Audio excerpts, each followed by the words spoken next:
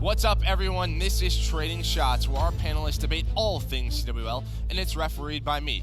I'm your host, Merc, and I'll be giving out points here with this nifty little contraption that our production was able to put together for some strong arguments. You know how it works. We have our three panelists here after coming off a nice break after the Pro League qualifier.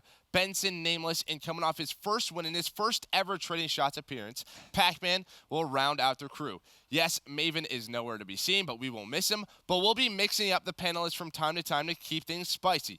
Gentlemen, how are you guys feeling today? I feel absolutely amazing. I'm going to destroy these guys in Trading Shots. Okay. It's a fantastic day. I'm going to win. You must not have heard I'm the champ.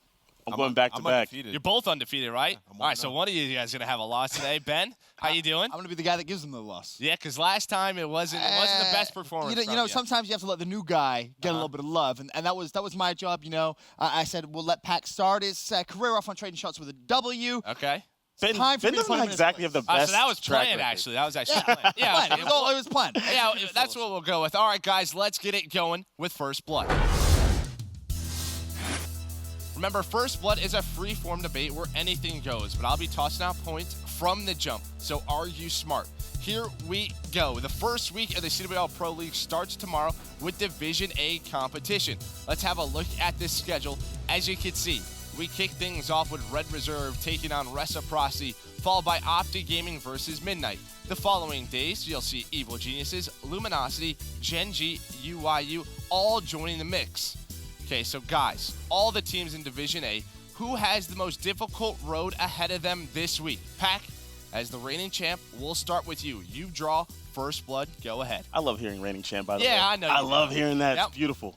Okay. After looking at that schedule, I'm thinking that UYU has by far the hardest week ahead of them.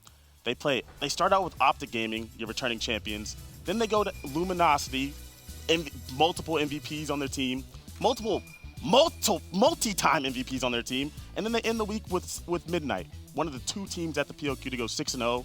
Like, that schedule's ridiculous, and they're coming off a roster change, right? So they haven't had a lot of time to work with their new roster, and they're playing some of the best teams in the game. If they come out slow, that just makes that last match that much harder. It just makes that match that much harder. Yeah, Pac had some good points, but you're a little confused. 4 points But remember, for that? Ben, you were in Wait, third what? last I did time. not see that. 4 points for that? It was some great points. Some solid points. Now, Oh, this is rigged. moving on to Ant, because, Ben, you got third place last week. So I go third. Okay, Ant, what Joe, do you think? thanks. Okay, so UYU is an okay answer, right?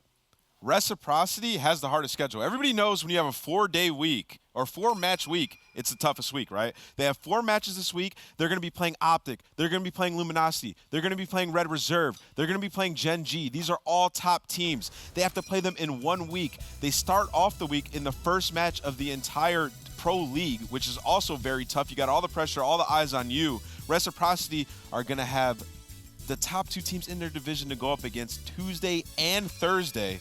That's the toughest schedule. 4-day week's the hardest. You got to come out swinging. If you're even playing, a little bit average, you're going to get rolled through. Momentum's going to get out of hand, and you're going to be in the pits. All right, I like what you said there, and obviously a 4-day schedule could be tough from time to time. It absolutely can, but I just think this division is stacked. Ben, what are your thoughts? Who's got the toughest schedule this week? Let me tell you, going last in this question sucks. Why? That's for sure, because there's only 2 correct answers. Excuses. You sure? UYU and Reciprocity. They're the only 2 correct answers, and both of them went for them. How's that so fence for you're me- sitting on, Ben? For me, what's that? How's that fence you're sitting Hey, on? well, if you allow me, I'm going to hop off the fence. I'm Okay. just giving my fellow competitors some love because Okay. you're going to need it. All right, after let's the hear the ass answer. whooping I Come gave on, you. get to it. So for me, I have to say UYU. Yes, I agree with Ant's point about a 4-day or a 4-game schedule. It can be a little tough. Yeah, that's fine. But UYU, I mean, for them, they're playing the 2 best teams in the division. Division A is the most stacked division, first and foremost. Compared to Division B, it's horrible. But that's a story for a different day, I'm sure. I look at the games they have to play. Optic, LG, it's going to be a struggle. It really is going to be a struggle. Then, of course, you throw in their 3rd game. At best case scenario, they go 1-2. But to Pac's point, this is a team from the PLQ who went 6-0. They didn't lose. They cruised through the PLQ. So for me, UYU, it's more than likely going to be an 0-3 start to their season. All right, guys. So speaking of UYU, the team recently moved Spoof to the sub role after, well, they picked up Methods, and he's going to start for them.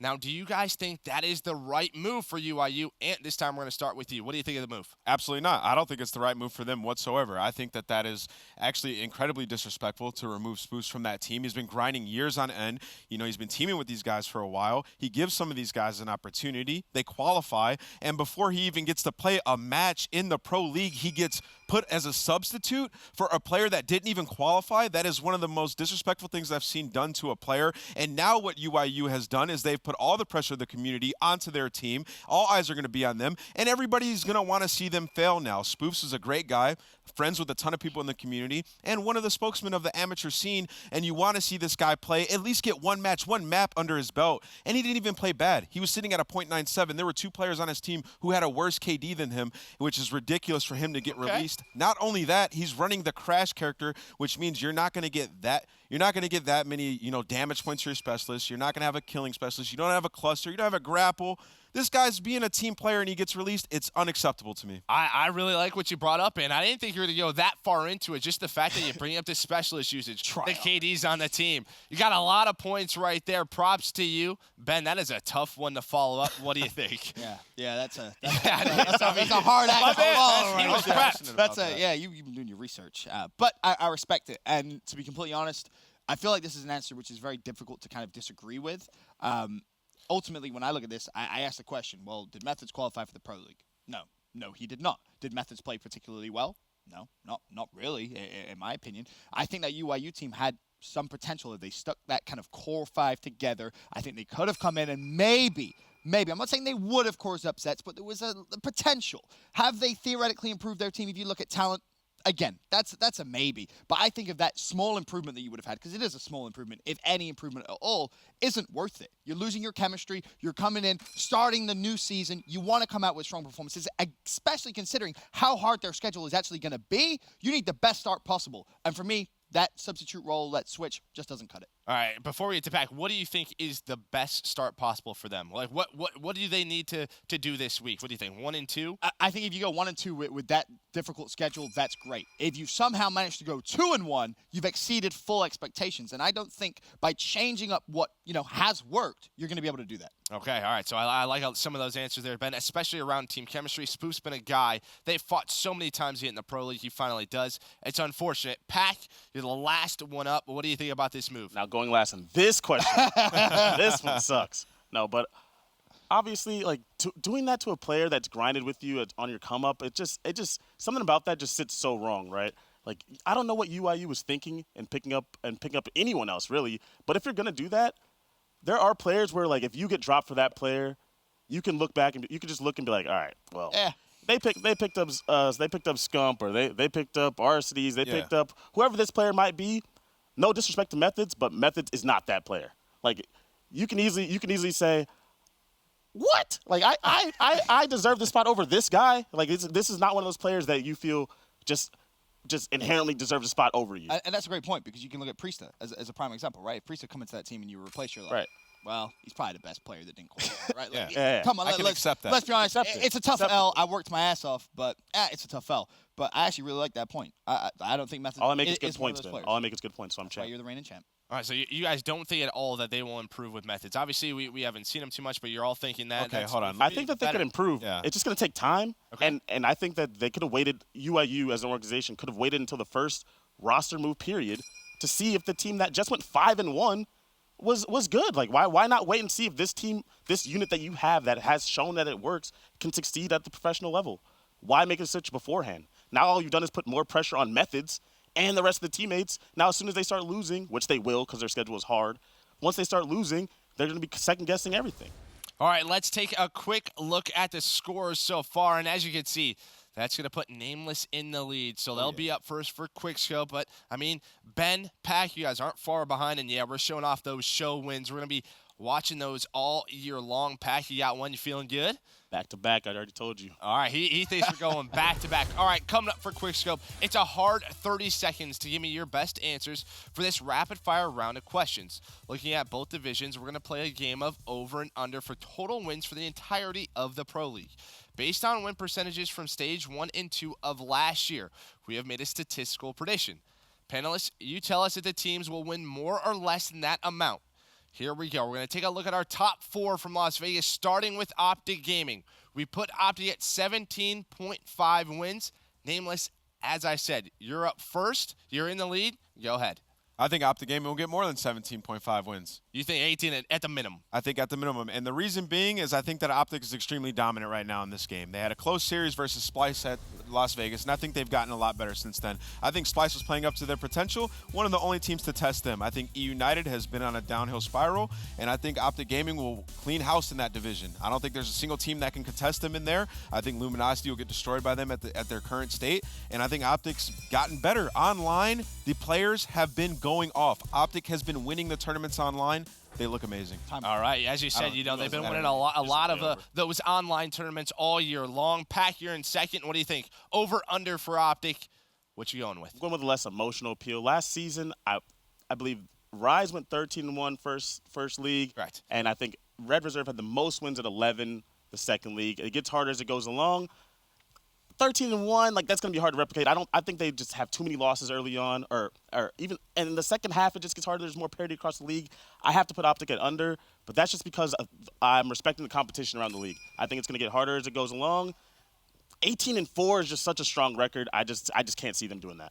All right, so Pack, he's going for the under. Yeah, that's it, right? I mean, there's just so many good teams. Even when you look at Division A, plus they have to play the teams in Division B at least once. Ben, you're in third place, but this is your time to turn it around. Over, under on Optic Gaming. First of all, this is a silly question because we're basing it off performances from last year to give you a number, but all the information we have is what we saw in Vegas. Now, who is the best team in Vegas? Optic Gaming by far. The only other team that they need to worry about that can beat them is LG that's in Division A.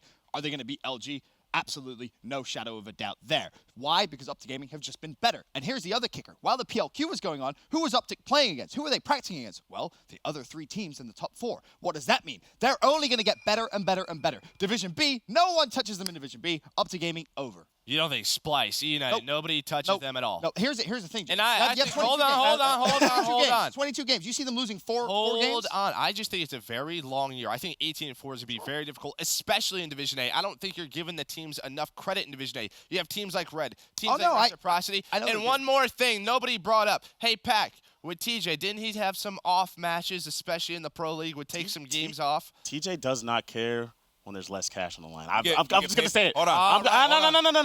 I said less cash. You get money per match. I said less cash. You're not making 20 grand a match. We're going to move on now. I'm telling you right now.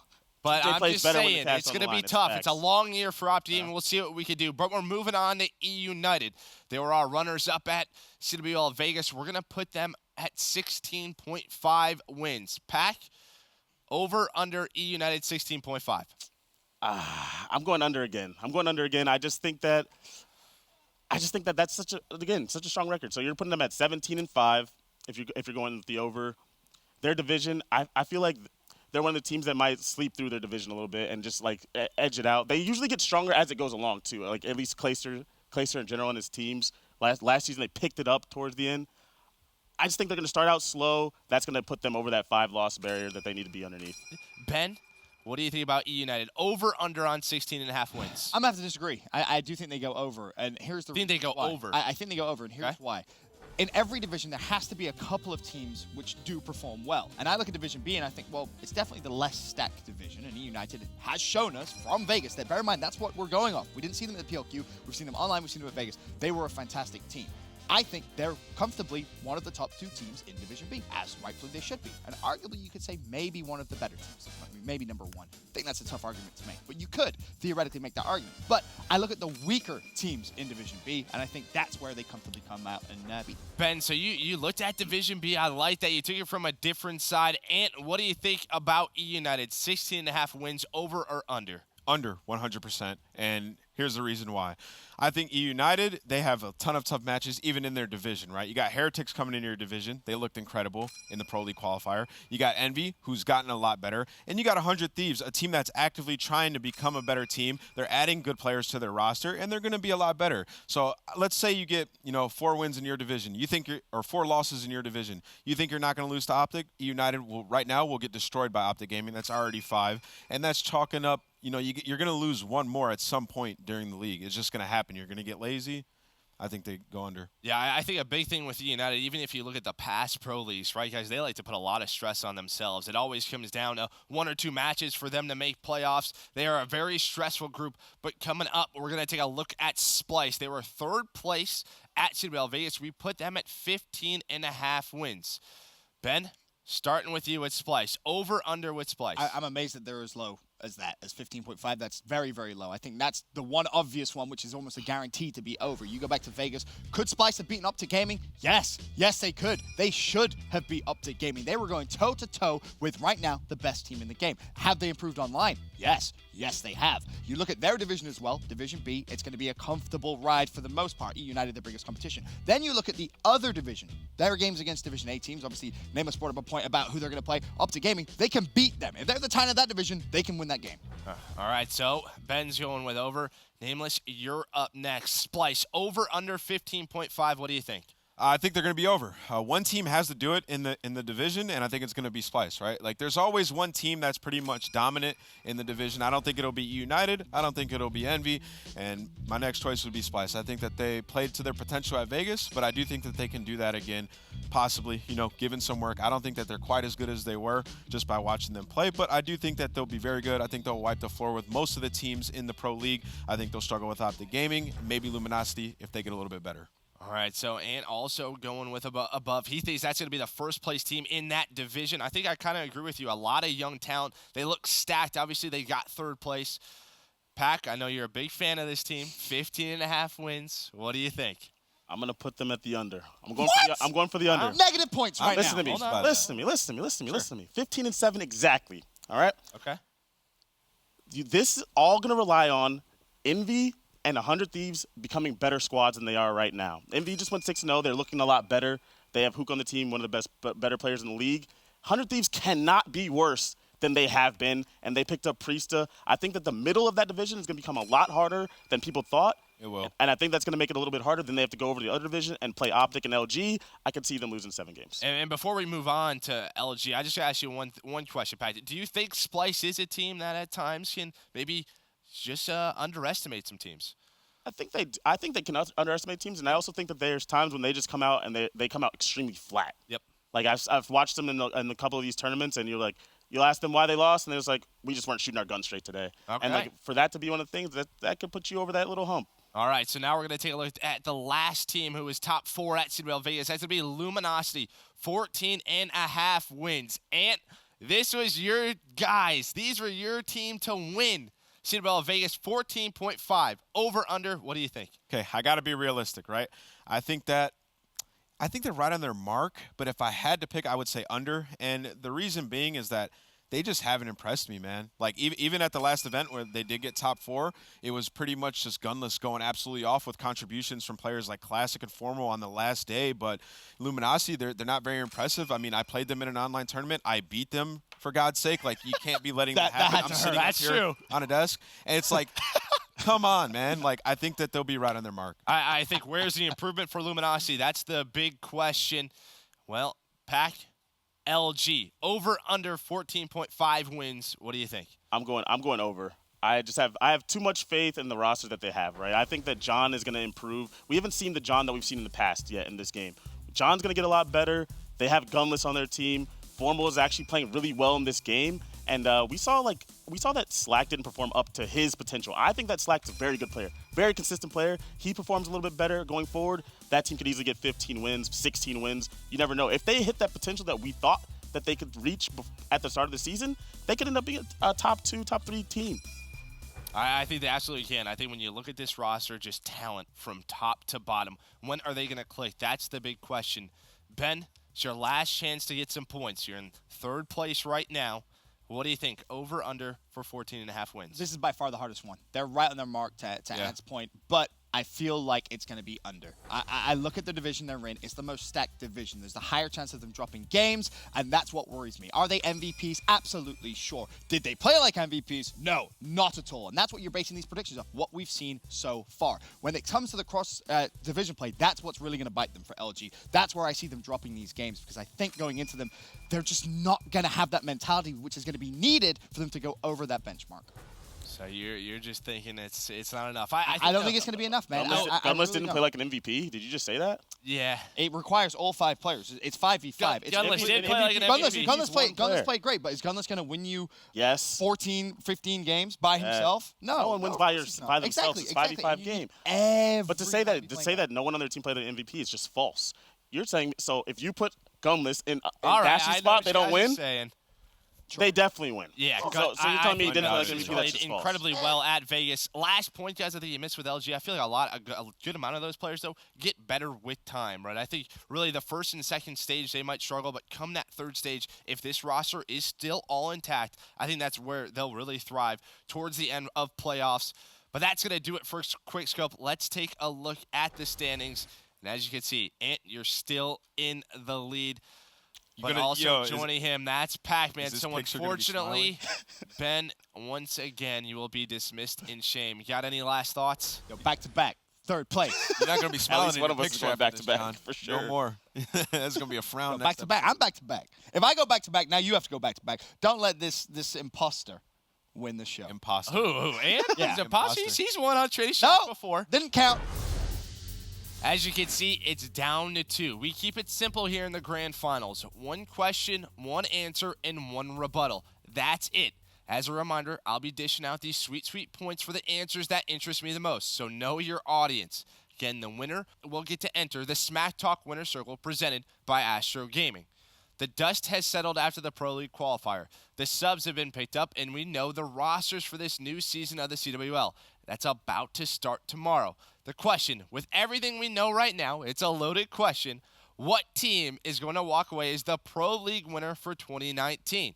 Ant, you're up first. You're in the lead. Who do you think? Okay, so it's hard to speculate right now who's going to win, but if I had to give an answer, it would be Optic Gaming. I think that they've looked extremely dominant. Their Vegas performance was incredible. You know, after choking the Stage 1 playoffs last year, I think that they're going to want to come back with a vengeance and win this year's Pro League. They have young talent on their roster. Those players are veterans. They're going to be able to teach those players how to play throughout the time in a Pro League, in a long season. Those players will be playing at the top of their ability. It's Dashy and TJ. TJ has multiple championships. Dashy picks up his first championship this year. This team is at an all-time high. Their chemistry is next level at this point, and they're dominating online. They haven't slowed down. This team looks incredible, and they got to be your favorite to win the Pro League. They have to be. All right. So, yeah, I think Optic Gaming, obviously, I feel like it's a little bit of the easier answer, right? They're only team to win the Vegas. Facts. But, Pac, who do you think? I don't think you're going to go Optic. Who's your choice? Okay, so the clear favorite to win is Optic Gaming, right? Yep. That's clear. There's no argument against it. They're the best team in the game right now, but that's what it is. They're the best team in the game right now. I'm going to give you guys, go back with some history for you. Best team in the game in World War II, if you enter in the middle, Rise. They did not win at the end. IW, everyone was winning that game. Black Ops 3, it was Rise and Optic. Envy wins at the end. AW, Optic was the best team. Denial wins. I'm just saying that just because you're the best team at a point does not mean you're going to be that team when it matters at the end. So who's going to win then? I'm going with 100 Thieves. I'm thinking Thieves. I'm thinking Thieves. You had your time to talk. It's my turn to talk. Yeah, they're not that good right now. So what does that mean? They have a whole 6 months to focus on what is needed. And who always improves his team when it comes time? Slasher. Slasher's team, in IW, Slasher's team was placing top 24. Top 24, worse than they are now. And they end up getting second at champs. He leaves team. He leaves team. Hold on. No, he stuck with the team. He stayed with the same exact roster in that game, and they went from top 24 to second at champs. I'm telling you that he has a way of improving his teams over time. He left last season, true. But before that, he had a way of improving his teams. Envy wasn't one of those teams in Black Ops 3. Who won champs? Slasher, with one of the best performances we've ever seen. All right, so you're going with the 100 Thieves, and I could tell. You got a lot to say. So let's give you your rebuttal. Ant, go ahead. What do you think? How can you possibly say 100 Thieves after what we've seen?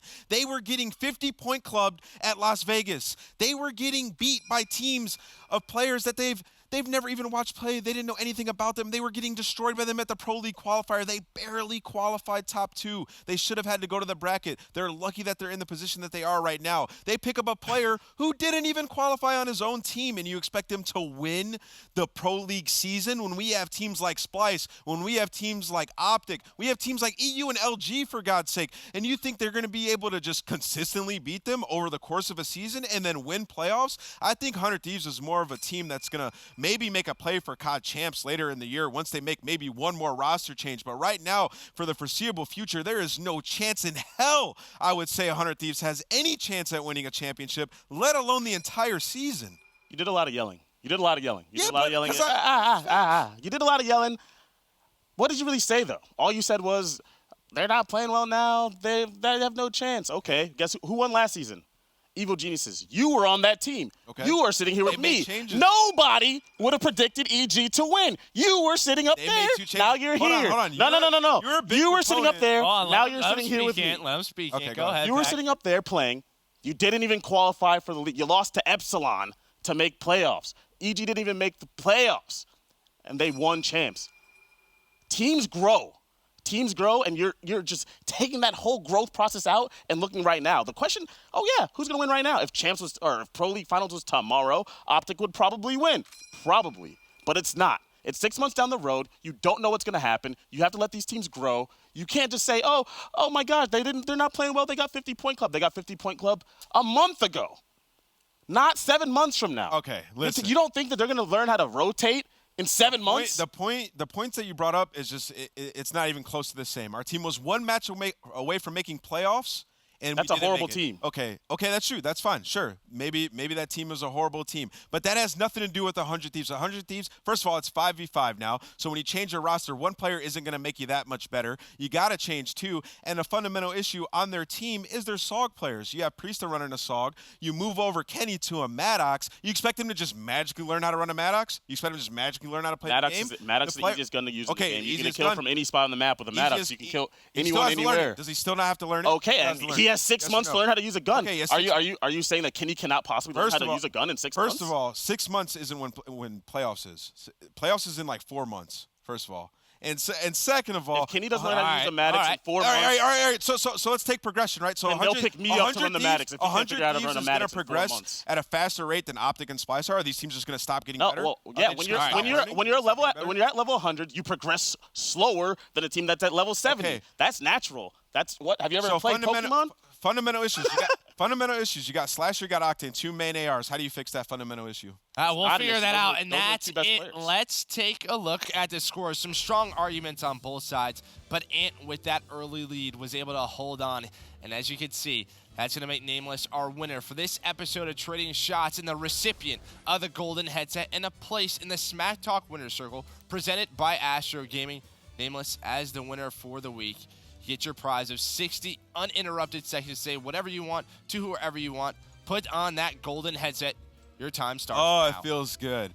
Okay, a few things I want to talk about. First, Pac-Man, I will never lose to you in Call of Duty. Pretty sure I'm undefeated, 5-time champion. See me on the battlefield next. I want to talk about Luminosity. I want to talk to you guys specifically. If you guys are watching this, I need you guys to get better. You guys are my pick to be winning events this year. You've been underwhelming. I come into the scene. I join into a tournament. I beat you guys. It's unacceptable, guys. Come on. I need you guys to help Big P out. Pierce, Gunless needs some help. Formal, I need you to figure out what you're doing on the map right now. You're running an AR. You need to play a little bit slower, more discipline. Slack, I need you to pick it up. I need you to start getting some grab slam kills. Classic John, both of you guys need to step it up as well.